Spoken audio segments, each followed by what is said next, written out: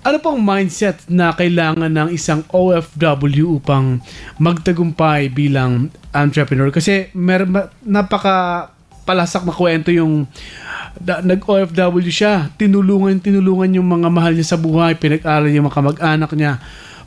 Nawalan siya ng trabaho. Siya ngayon bumalik sa Pilipinas. Pag bumalik sa Pilipinas, nagkasakit siya. Hindi naman siya tinulungan ng mga tinulungan niya. Para nakakasama ng loob, ano? Pero, kung para maiwasan ng ganon, di ba, na hindi ka nakapag-ipon at gusto mo talaga magsimula ng negosyo, anong mindset ng isang OFW, Sir Pads? First, dapat may goals at saka target ka kung ano ba talaga yung plan mo after few years na magstay ka sa Dubai. Okay. No? Tapos, yun nga, yung investment sa sarili muna. Tapos, don't spend too much na more than dun sa sinasahod mo. Kasi yun yung problema ng OFW. Kaya walang naiipon. Tapos, medyo yung lifestyle nila din, hindi akma dun sa kanilang salary. Business natin to. Business natin to. Magandang gabi, welcome to the program. Ito po ang Business Natin To. Live dito yan sa UNTV Radio La Verdad 1350, ang UNTV Radio. Uy, palakpakan tayo dyan. At gulat kayo, hindi si kapartner Randy ang umintro ngayon. Samantala po ako i-intro dahil si kapartner Randy at kapartner Crush ay super busy. Ang ating mga CPA, ang ating mga co-host sa programa pong ito. Kaya pansamantala ako po kasama nyo na nag-i-intro. Ako po si Manuel Recuenco at magandang gabi kasang bahay. Ito ang Business Natin To. Live po kami sa Facebook, sa UNTV Radio La Verdad at sa aming page naman. Yan ay Business Natin To on air. At on YouTube naman po kami live sa UNTV News and Rescue. Magandang gabi kasang bahay at mga ka-partner sa mga gustong mag-message or mag-suggest ng topic, pwede po kayong tumawag or mag-message sa aming hotline. Yan ay 0997-824-9408. Yan po ang aming number. O kaya mag-message kayo sa aming Facebook page kung may gusto kayong isuggest na topic or kung gusto nyo mag-sponsor sa program. Pwede namin kung padalhan ng aming rate card. pwede ito para mag-usap na tayo kasama ang ating mga kasama dito sa programang Business Natin To. Live again dito sa Radyo La Verdad 1350, ang UNTV Radio. At para makarami po tayo, kasang bahay ng pag-uusapan, punta muna natin ang ating segment. Ang first segment natin ang ating namang Biz News. Biz News. At sa ating Biz News, ready na po si Cecil Alabata sa ating Biz News ngayong araw po na ito ng Martes. Eto na, bawas singil sa kuryente ang aasahan ngayong Enero ayon sa Meralco. Magandang balita yan. Cecil Alabata Cruz, magandang gabi. Inanunsyo ng Meralco ang bawas singil sa kuryente na 0.1637 pesos kada kilowatt hour. Kaya bumaba ng 12 pesos and 95 centavos kada kilowatt hour ang kabuuang rate. Nasa 33 pesos naman ang bawas sa bill para sa pamilyang kumukonsumo ng 200 kilowatt hour kada buwan. Ayon sa Meralco, ikalawang sunod na buwan na ang pagbaba ng singil na inaasahang magbibigay ginhawa sa mga customer sa pagsisimula ng taon. At yan ang ating balita para sa Business Natin To. Cecil Alabata Cruz, Radyo La Verdad 1350, ang UNTV Radio. Maraming salamat sa iyong Biz News, Cecil Alabata Cruz. Sana buong taon ganon, di ba? Hindi lang ngayong buwan. Dapat pati Pebrero, Marso, Abril, Mayo hanggang December 2026 bumaba. Pero hindi pag bumaba mamaya malala mo tataas na naman ang singil ng kuryente. Lalo na pag yung tag-init, nako. Pag tag-init talagang mahirap, mawala kayong electric fan, walang aircon. Kaya pahirapan, talagang tataas ang bills niya sa kuryente. Ganun pa man, ang pagtitipid ay ang pinaka-option po dyan. So magtipid sa kuryente. Samantala, sa mga kapartner natin na OFW na nagbabalak pasukin ang pagnenegosyo, huwag kayong aalis dahil yan ang pag-uusapan natin sa pagbabalik ng programang Kasanggamo sa Negosyo, ang Business Natin To. natin to. Live business natin to.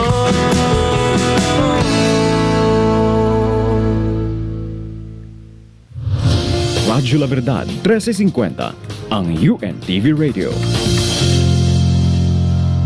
Hindi matutumbasan na kagalakan.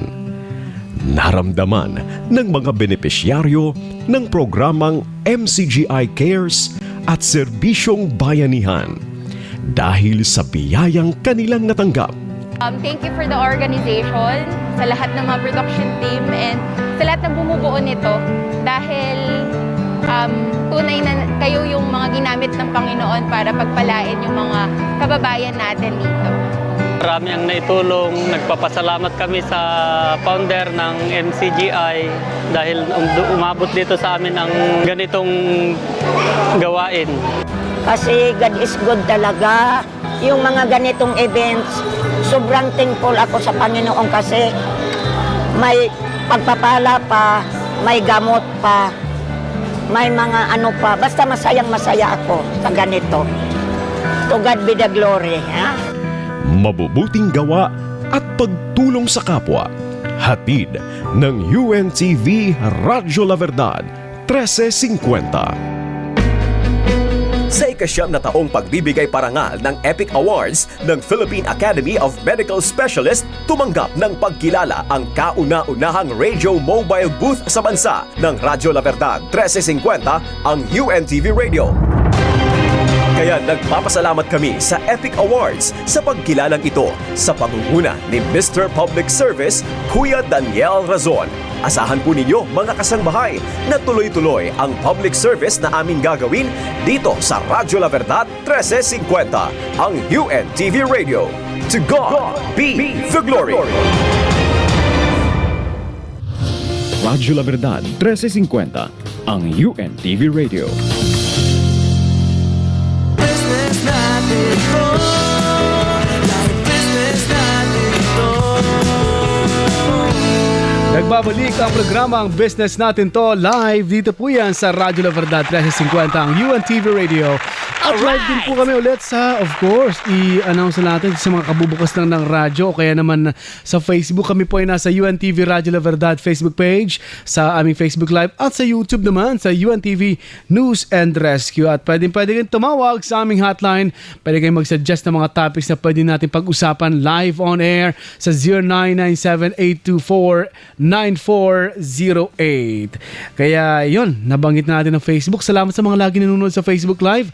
Ang dami nanonood pagkatapos ng live namin, pero may mga mapapanood pa rin po kayo yung mga highlights dun sa, hindi po sa buhok highlights po dun sa mga pinag-usapan namin ay mapapanood nyo sa page namin, at ganoon din sa TikTok, sa YouTube. Yan po, available tayo dyan. Hanapin nyo lang ang Business Natin To. At mga kapartner, isang kwento ng inspirasyon, tagumpay, at mga tips para sa ating mga kababayang OFW turned to entrepreneur ang ibabahagi ng ating panauhin. Panauhin natin sa programa ngayong gabi, at para sa ating segment po na Business on Demand. Business on Demand. At sa likod ng bawat alis ng ating mga kababayan, nakaka-relate ako dyan kasi ang tatay ko ay isa ring OFW. Siguro bawat Pilipino ay may kamag-anak o kaya may asawang OFW. Hindi naman bawat, pero karamihang Pilipino may mga kamag-anak na overseas Filipino worker. Kaakibat na ang kwento ng pagsasakripisyo, pangarap at tapang. At sa bawat paglalakbay ay baon nila ang kanilang karanasan na maaring maging direksyon upang tahakin ang pagnenegosyo. Ngayong gabi, isang kwento ng tagumpay sa larangan ng pagnenegosyo mula sa isang kababayan nating OFW. Upang ibahagi sa atin ang kanyang karanasan sa pagiging OFW to entrepreneur, makakasama natin live sa ating studio ngayon ang isang certified public accountant. Panalong-panalo, yun pa lang. Mukhang marami itong kliyente. At siya po ay 19 years na OFW. At ngayon po ay successful entrepreneur. And siya po ay managing na partner ng BPO Services, FZC. Walang iba, let's welcome to the program Mr. Salvador Buds Kaakbay. Magandang gabi, Sir Buds. Magandang gabi din po. Magandang gabi. Yung Buds, parang spelling po ng Buds. Ay, yung BADS. Ayun. Pero I'm not bad. Pero ang opposite po ng goods, no? Yes. Pero hindi po siya bad, ha? Yes. Mahusay na entrepreneur na galing sa pagiging OFW. Napakagandang kwento. Kasi napakaraming Pilipino. Siguro, sabi ko nga, baka 90% ng pamilya may mga OFW yung kamag-anak. Yes po, tama. No? So, ang tanong ko pong una, ano po ang tulak sa inyo, Sir Buds, para mga ibang bansa bilang OFW, napakarami namang pwedeng trabaho sa Pilipinas? Siguro na rin yung estado namin sa buhay yung kahirapan kasi pag may nakikita ako na OFW yung relatives nila, maganda yung buhay nila. Oo. So they can afford to buy kung ano-ano, maganda yung bahay. So bata pa lang kasi ako, medyo aware na ako sa status ng buhay namin. Titinda kami sa palengke, minsan hinuhuli kami ng mga pulis, bawal magtinda. Tapos gagawin ko, iiyakan ko lang yung pulis, tapos bibigay niya na yung paninda niya. Tapos ganun din sa school uniform, medyo hindi namin afford. Yung logo nga dati ng uniform namin, sinasalit-salitan ko lang sa sa Polo. Pinagpapalit-palit lang. may Sir Buds. imperdible lang, ganun. Grabe. Saan kayo nagtinda? Sa Pasig Sa Palengke. Pasig Palengke. So, panahon na yun na parang lumaki kayo talaga na may negosyo na rin yung parents. Pero, Yes, aware na po ako tinda sa yun. negosyo. Opo.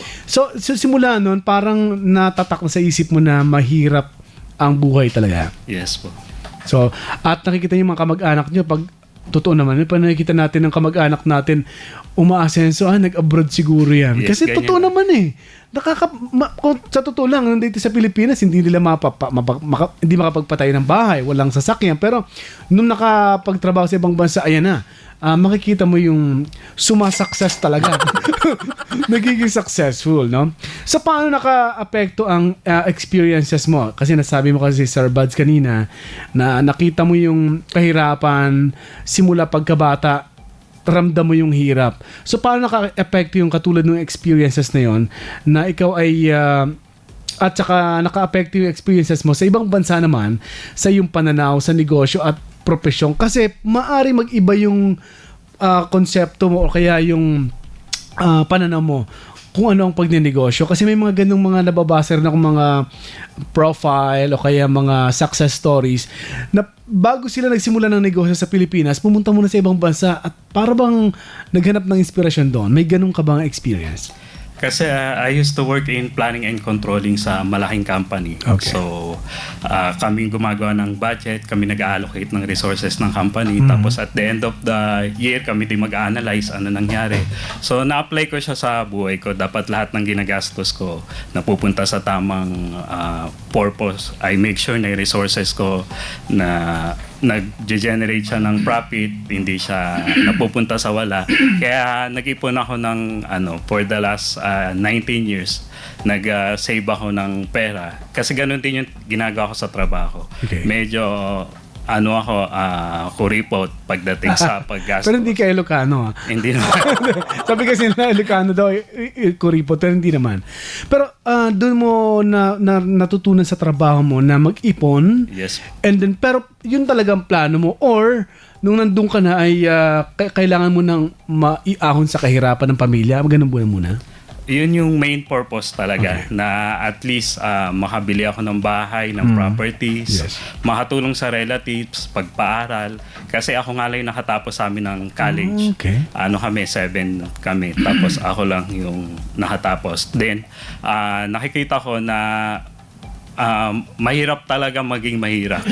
Kaya, maaga pa lang aware na ako na kailangan mabilis ako yumaman. Pero pag nasa Pinas ka, parang hindi kaya yaman agad. Kaya nainganyo ako mag-abroad. Abroad. Na pag nakaipon na, babalik na ako. Then magpo-put up na ako ng sarili kong business. At ano yan? Ano ba yan? Planado ba kung ilang taon ka lang doon? Parang may target na years ka lang na magtatrabaho sa ibang bansa? Supposedly, dapat at 40 years of age, dapat bumalik na ako sa Pinas. Medyo na-delay lang konti. I was 42 nung nag-put up ako ng sarili kong company. Wow. At ngayon, ilang taon nang nagra-run po yung company mo? Almost 1 year na rin. Tapos Oh, may nice. madami na rin kaming clients. Tapos madami akong tinutulungang student. But we are not just for profit talaga. I also help OFW na Nice. mag-level up sa career nila. Kumukuha sila ng mga certification, international certification. Pag nakakuha sila nun, makahanap sila ng magandang trabaho. Galing. Then makikita din nila na yung nangyari sa akin. Madami din gano'n na na-inspire ko na mag-take ng mga international certification para lumaki yung sweldo niya at para makauwi na rin sila pag nakaipon. Yun na rin yung business mo? Na Yes po, nagtuturo. Nagtuturo ka para sa mga certification para madagdag sa profile nila. Yes, At exactly. tumaas pa ang sweldo nila sa ibang bansa. Yes. Nice. So makikita nila kayo lantad na kumbaga patunay na pwede ka maging successful sa ibang bansa. Yes po, exactly. Oo. At bakit mo naisip yung ganong negosyo na simulan dito sa Pilipinas?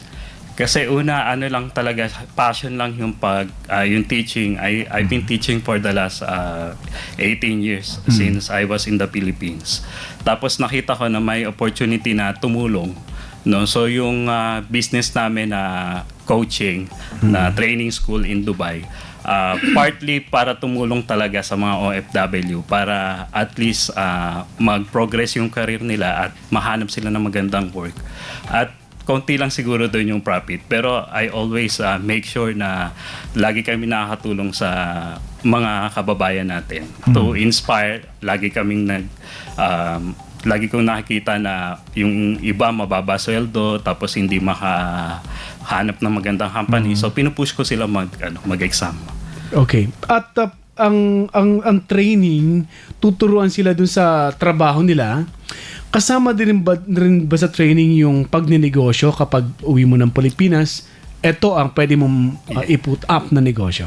As a professional accountant, sinasabi ko sa kanila na mag-invest sila sa sarili nila. Kasi yun yung number one. Ang product nila is yung sarili nila na pag professional sila, gaya ko, yung example, nahanap ako ng mga clients all over the world, sa Canada, sa US. Part-time lang siya pero maganda yung earning potential niya. So pag mag-for good na sila, pwede silang mag-put up ng consulting o accounting firm na pwede silang kumuha ng clients sa iba't ibang bansa kasi meron silang international certification. At yun ay binibigay ninyo? Yes. Ay, wow! Nako, baka sa mga CPA dyan, CPA na sila, Sir Buds, no? Yung iba po hindi pa. Pero yung US certification, yun yung ino-offer namin kasi while they were working in abroad, kailangan nila yung international certification. Wow, galing. Sayang hindi ko tinake yung accountancy. Nag-broadcasting ako Pero ganun pa man, itanong ko lang din, Sir Buds, no, paano mo ginamit ang iyong mga kasanayan at yung mga kaalaman na natutunan mo sa abroad sa pagtatayo ng negosyo? May napahapiyawan ka na kanina, parang di ba nasa isang company kayo na nagtatrabaho, nasa budget ata kayo, no? At yun ang parang isa sa mga nagturo sa iyo kung paano mag-ipon o kaya magamit talaga yung pera mo para sa negosyo. Ano pa may dadagdag niyo po nun? Yung pag-set ng goals, bago kasi mag-start ng business, kailangan alam mo yung purpose mo. Yung purpose mo dapat in good faith, may good intention ka na hindi lang to make profit but also to help sa case ko yung ating mga kababayan. So it's not just for profit. Ang benefit nun, kahit hindi malaki yung profit namin, continuous yung business namin kasi nagre-refer sila kasi nakikita nila, na-appreciate nila na tinutulong ko sila. Tapos nagre-refer sila na ibang students. So lumalaki yung aming business kasi nakikita nila na madaming natutulungan yung business namin. So hindi lang siya for profit but also to encourage everyone na sana kung may opportunity na mag-level up yung career nila while in abroad, gawin na nila para at least madali silang makabalik sa Pinas at mag-put up ng sariling business. Kasi mahirap maging OFW, lalo madaming challenges na maraming mas magaling sa'yo. Yung iba... At nandun din yung competition ng Yes, ibang sa lahi. ibang lahi. Ganun ba yun? Yes. Anong naranasan mo sa ganun na may ibang lahi na feeling mo kaya ko to. Yung iba naman, pagaling talaga to. Paano yung competition doon? Paano ka kumbaga nag-stand out? Actually kasi sa UAE, medyo prepare nila yung mga Arabic speaking. Okay. Then second, yung mga Europeans, yung mga natives English speaking na ano. Pero sa akin kasi ang ginawa ko, kumuha ko ng mga international certification. So bukod sa experience, dapat may backup ako na at least nakita nila na merong akong na-achieve. So almost every year nagtitake ako ng exam. Tapos pag may mga nag-i-interview sa akin ng mga employers, sinasabi nila, hindi daw ako napapagod matuto. Sabi ko, learning is a continuous process. So kahit matanda ka na, dapat nag-acquire ka pa rin ng iba't ibang knowledge and skills para maging relevant sa market. Paano mo nahanap yung mga nagtitrain ng hinahanap mong field, di ba? Paano mo nahanap yun sa ibang bansa? Ano yun? Online ba yun? Or dun mismo sa Dubai? Nakakuha mo sila?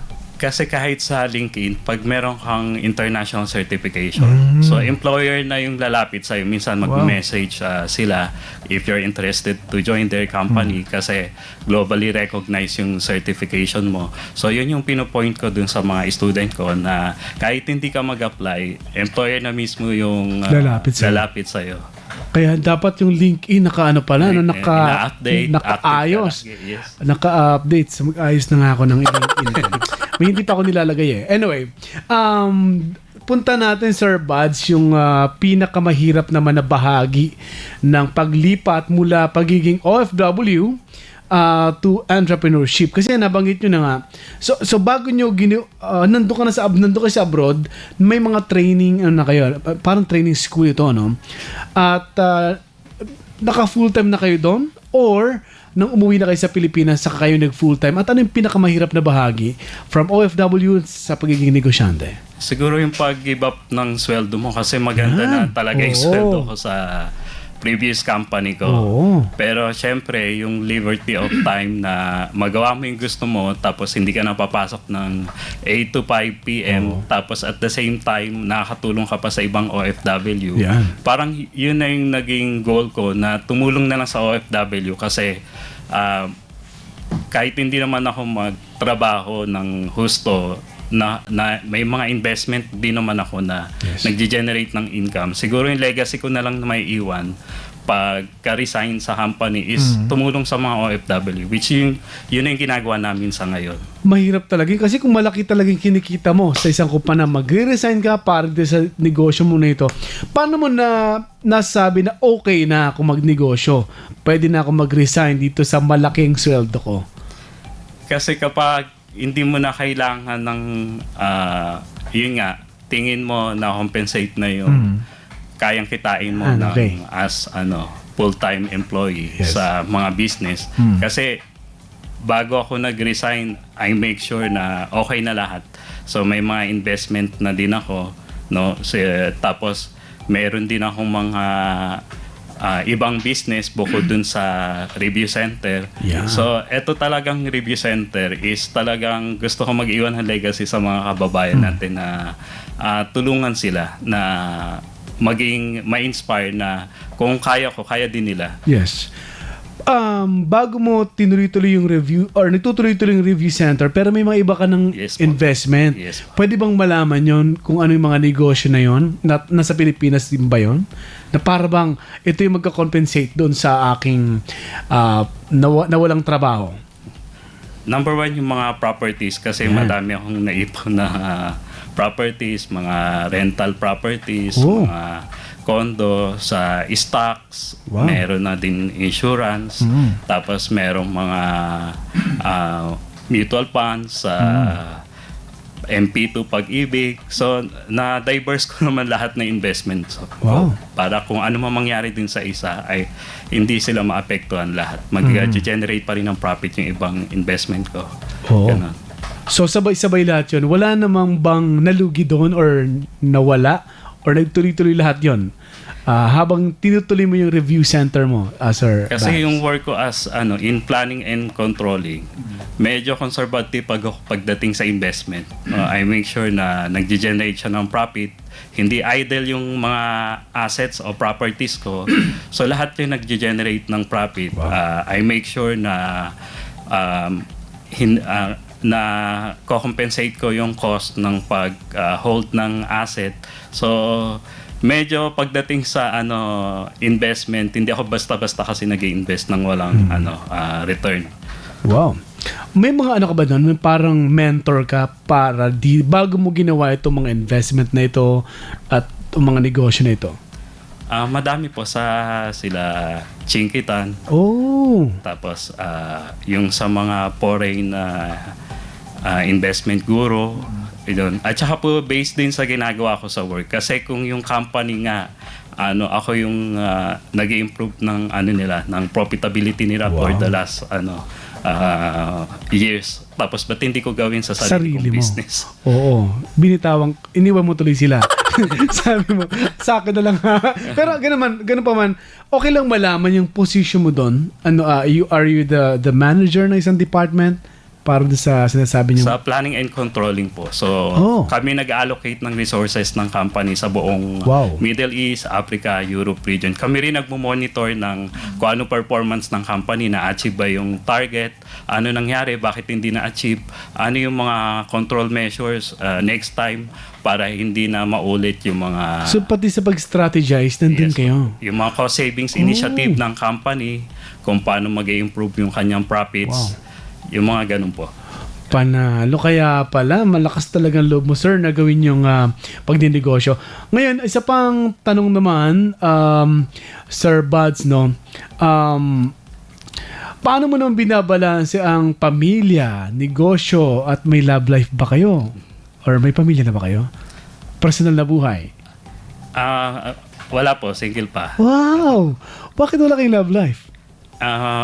Sa po kasi sa UAE, syempre mga OFW busy din sila magpayaman. So halos lahat doon wala pang plan umuwi. Napunta sa trabaho, puro trabaho lang. Pero paano mo na-balance yung time sa family, lalo-lalo na yun, tsaka sa trabaho? Parang... Yung work talaga ng accountant, lalo na ng controller, masyadong demanding. So kawawa nga kami pag year-end kasi kami lagi naiiwan sa trabaho. Office, tapos marami nagbabakasyon. Kayo, nasa trabaho muna. Yes po. Kaya nag-decide na rin ako na mag-put up ng sariling business para may liberty na rin ako ng time. Kung gano'n na po yung ginagawa ko ngayon, 2 months sa Pilipinas, 1 month sa Dubai. So hawak ko na yung time ko. So magkakaroon na ako ng mas maraming time for my family. Ganda. At isa pang tanong doon yung parang, so kung 2 months ka dito, 2 months sa Dubai, may mga tao ka na dito sa Philippines, sa company mo, may mga tao ka na rin doon sa Dubai. Yes po. So pwede ka nang pabalik-balik na lang. So mas marami ka na nagagawa ngayon kumpara sa pagiging empleyado. Yes po. Yun ang sinasabi mong liberty kapag may sarili ka ng negosyo. At ngayon ba, Sir Bads, ano ang pinakamalaking punta natin at sabihin na natin na talagang minsan may pagkakamali din sa desisyon, di ba? Mga pagkakamali na naranasan mo pero na-actionan mo naman later on. At ano ang may tuturo nitong aral para sa iba? Katulad din ng ibang OFW, syempre pag na-homesick ka, medyo napapagastos ka, hindi mo naman na-manage yung finances mo. Para lang mag-cope up sa loneliness. Ganon din yung nangyayari sa ibang Pinoy hanggang sa yung iba unfortunately nababaon sa utang, hindi na manage yung finances kasi bili ng mga kung ano latest na gadget. Kaya yun yung tinuturo ko sa mga student na dapat mag-invest muna sila sa sarili nila. I want to make sure dapat na lahat ng ginagastos ko sa sarili ko, in the future nakikita ko na mapapakinabangan siya. Hindi gaya ng mga gadget o kung ano-ano. So lahat ng binibili ko, merong talagang pinaglalaanan na dapat mag-generate siya ng profit. Wow. So nasa investment siya lahat. Ang galing naman ng review center mo, Sir Buds, na hindi ka lang tuturo tungkol dun sa profesyon, pati yung... Financial literacy. Yeah, yan. Financial literacy, ituturo mo pa rin doon. Kasi nga, pinapayaman mong sarili mo. I mean, gumagawa ka ng pag-upgrade upskill sa sarili mo. Pero baka mamaya, hindi mo mamanage ang finances mo. So, pati yun, natatakil niyo po yun. Yes po. Sinasabi ko sa kanila na dapat pag increase yung salary nyo, hindi mag-increase yung ginagastos nyo. Oo. Kasi wala ding impact sa kanila. Gaya ko, nakikita nila na habang tumataas yung sweldo ko, yung lifestyle ko hindi naman nagbabago. Yan. Shared pa rin yung accommodation ko. I can afford to live in a flat na ako lang mag-isa, pero ayoko nung ganon na mag-isa lang ako. I can afford Malungkot. also to buy car, pero Yes. hindi ako nagka-car kasi kaya ko naman mag-commute. Very comfortable naman kasi yung transportation doon. Pag nasa sa Dubai ata, hindi dito sa Maynila. Dito, 6 na oras, 7 oras, nasa kalsada ka. Doon, mag-commute ka. Kasama ang mga nag-commute din, maluwan. Yes, Hindi ganun kahirap ang traffic. Mabilis, walang hassle. So, talaga makaipon ka doon pag nandun ka sa... Putra tayo sa Dubai. Parang napaka-inspire nitong kwento ni Sir Buds. Pero malaki din ba yung naging investment mo, Sir Buds, sa negosyo? May partner ka ba sa pagnenegosyo? At ano ang mga advantages bilang advantage nito sa ibang negosyo na pareho sa negosyo mo? Yung pagkakaroon ng partner, okay lang ba yun? Sa experience ko, ang kinukuha ko kasing partner, yung trusted ko din. Okay. At tapos, importante yung transparency sa partnership nyo. Dapat nakabukas yung libro, nakikita niya kung ano ginagastos, ano na ginagawa ng company. Yung mga decision, dapat shared yung ginagawa nyo. Dapat may approval siya, may approval ka. Tapos, I make sure na constant yung communication namin na hindi siya magulat na lugi na pala yung kumpanya, ganun. Kailangan ba kaibigan ito? Or mas pipili mo yung kaibigan kasi mas kilala mo, or kahit hindi masyado kaibigan, hindi mo masyado nakakausap, pero may yung potential na hinahanap mo na nandun, pwede ba yon? Yung kaibigan kasi minsan kahit kaibigan mo, maluloko ka din eh. Kasi gaya niyan, nag-invest ako sa isang kaibigan din na akala ko part ako ng company. Pero hindi pala kasi by legal, hindi pala ako naging shareholder ng company. So mahirap yung ganun. Marami din naloloko na OFW na ganun na mag-i-invest kasi gusto na nga nila umuwi. Kala nila magkakaroon sila ng profit sa investment nila. Yung pala, hindi na nila makukuha yung investment nila. So, mahirap yung ganun. Kaya, yung partner na pinipili ko, sinasabi ko na lagi yung honesty, integrity, at credibility ng tao. Yung background ng tao dapat importante yun. Makikita mo rin kasi yun sa lifestyle niya, sa mga ginagawa niya, sa attitude niya. Number 1, yung attitude. Kung pareho kayo ng goals and objective, kung ba't nag-put up kayo ng business, ganon, importante yung character ng isang tao para maging partner mo. So, paano mo yun hinahanap, Sir Buds?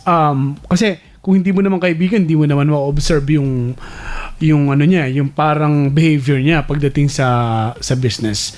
Paano mo siya hinahanap, itong mga tao nito? Kung hindi kaibigan masyado? Yung iba kasi, actually yung mga kapartner ko, mga naging estudyante ko din. Tapos nakasama ko din sa pagtuturo sa school. Pag yung nag-put up kami ng business, ang sinasabi ko sa kanya, ang goal natin talaga is tumulong sa mga OFW, hindi to make profits. Tapos, bawi na lang tayo dun sa mga natulungan natin. Kasi kung meron kang good intention at good faith sa pagbibusiness, sila na mismo yung marketing mo na sila yung maglalapit ng customer sa'yo, yung mga natulungan mo. Kaya ganun yung nangyayari sa amin. Madami kaming student. Kasi karamihan doon, marketing na lang nila na, ay magaling yan si Bats. hindi kasi singilin niya na malaki ni Sir Buds. Tutulungan ka niyan, i-guide ka niyan. Hindi lang dun as professional, but yun nga, yung financial literacy, may kasama na din kasi yun eh. Galing. Na talaga na-inspire sila kung paano ako mag-handle din ng aking finances. Kumbaga, yung produkto nyo, yun na yung maghahanap ng mga clients para Yes. sa inyo. So, hindi nyo kailangan maglagay ng ads sa Facebook para lang sumikat Hindi yung... kami kaano nag-a-ads. Oo. Kasi may mga nagre-refer na sa inyo na may experience dun sa review center nyo. Ngayon pag-usapan natin, Sir Buds, ang mga payo ninyo para sa mga kababayan nating OFW. Number 1 dyan, kung ang isang OFW ay nagbabalak magkaroon ng negosyo, dapat ba umuwi muna sa Pilipinas bago magnegosyo o maaari itong gawin habang nasa abroad? Parang naka-remote lang siya. Kung may opportunity, kasi like kami mga professionals, ang service kami. So hanggat nasa abroad sila while working, pwede sila yun nga, kumuha ng international certification. At kasi hindi kailangan niya ng malaking puhunan. Yung sarili nila, yung skills nila, knowledge nila, na Skills. na-acquire nila sa trabaho, Yes. at saka yung kanilang certification, enough na yun para makakuha ng madaming client. Kasi compare sa ibang business na restaurant, kami ang namin is service, so madali lang siya ibenta sa iba. Basta meron kang knowledge, skills, at yun nga, meron kang integrity at saka credibility sa clients mo. So madali kang pagkatiwalaan ng client. So hindi kailangan ng malaking puhunan. Yes. Na kasi normally yung mga Pinoy doon, yung iba nagpapa-invest, kumukuha ng pera, tapos pag nalugi, yung ibang business. Pero sa namin, career namin, hindi ganun yung Itong sinasabi mo, Sir Buds, CPA, no? Ito kasi service maghahanap ka ng kliyente. Yes. Alam niyo naman, ginagawa ng mga accountant. Ito yung sinasabi niyo na parang i-upskillin niyo yung services niyo bago niyo gawin. Kung meron ka mang gustong negosyo like restaurant na gagawin mo sa Pilipinas, ito muna ang kumbaga focus ka muna dito, lalo kung magsisimula ka pa lang ng may plano ka magsimula ng isang negosyo sa Pilipinas. So mag-upskill ka muna at maghanap ka ng kliyente. So yun ang Tapos doon naman sa sinasabi. iba, bago mag-start kasi yung business, napaka-importante ng business planning. Yes. So kung magkano yung budget na kakailanganin sa business, dapat gumawa ka muna ng feasibility study. Tapos ano ba yung goals and objective mo kung ba't nagtayo ka ng business.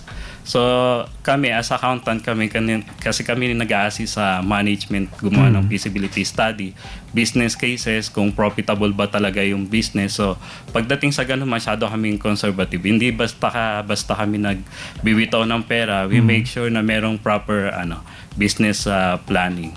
Okay.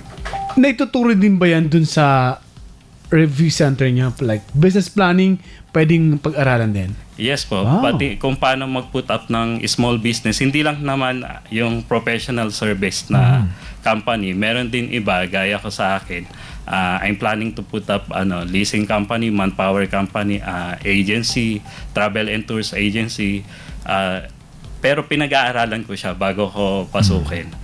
At dahil meron na rin akong knowledge sa travel and tour kasi galing ako sa Amadeus, yung malaking company. Yes. Na IT software company. So may idea ako. So ganun muna, dapat may idea ka sa business na una mong papasukin.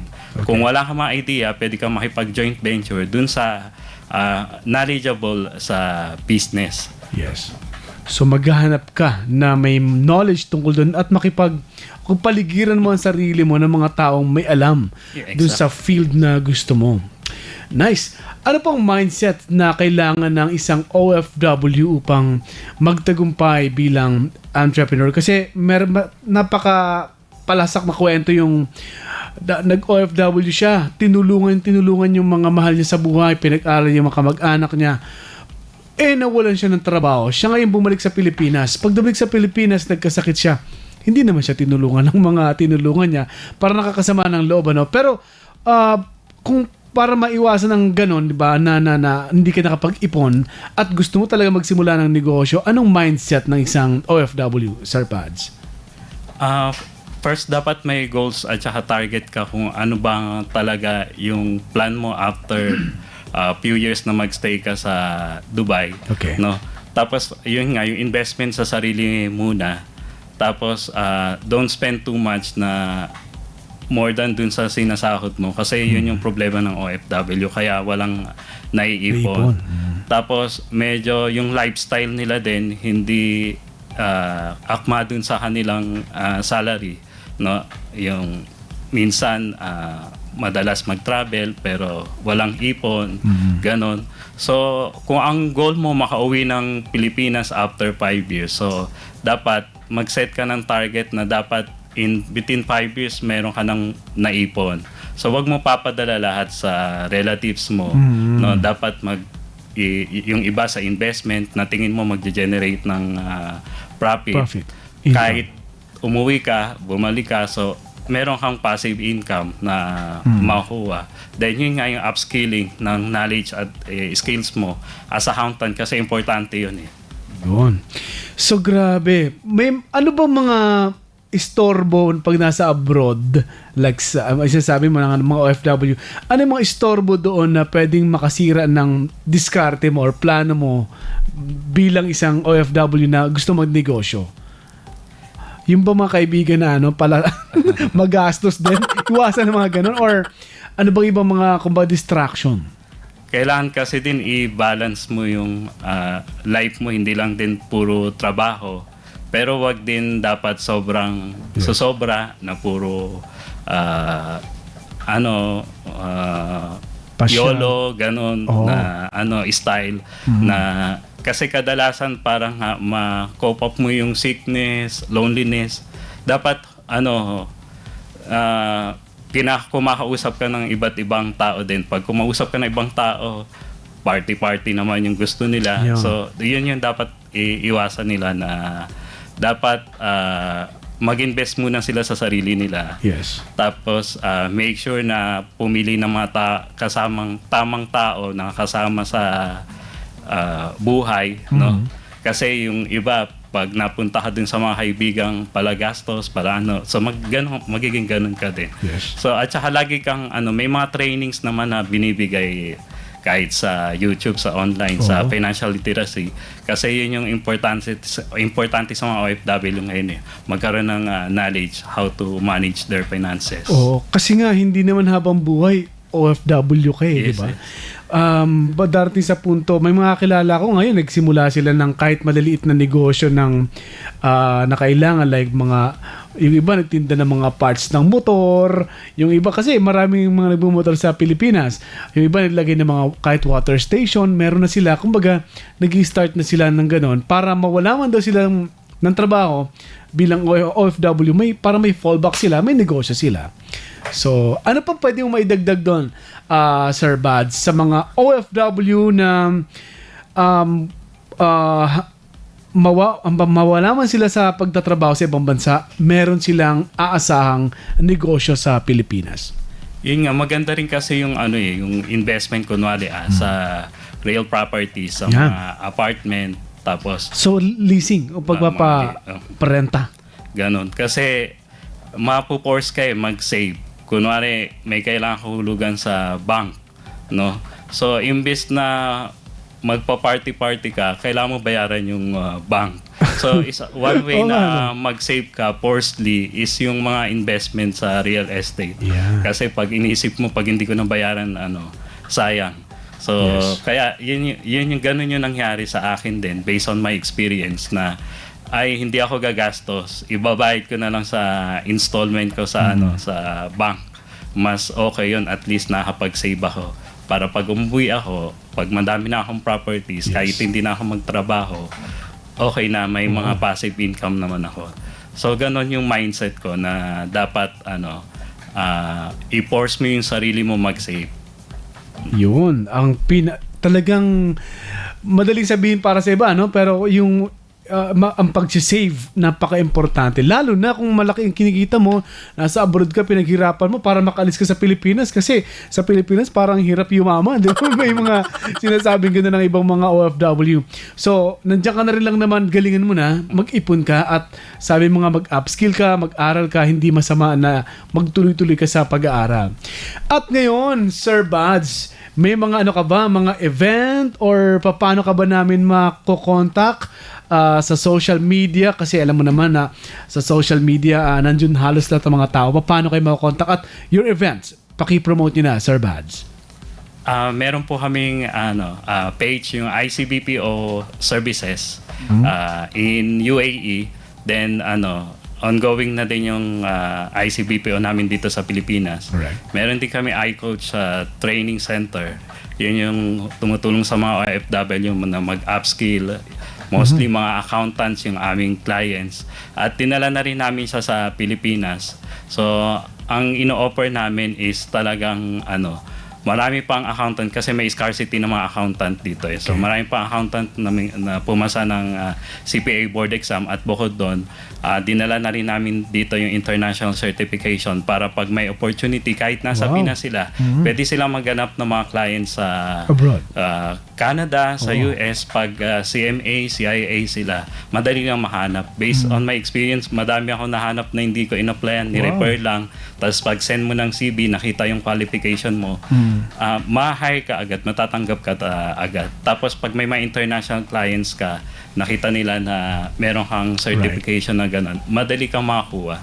Nice. Madaling makuha yung trust nila na i-handle mo. Yes. At again, Sir Bads, ano yung Facebook page na pwede lang puntahan? ICBPO Services Alright.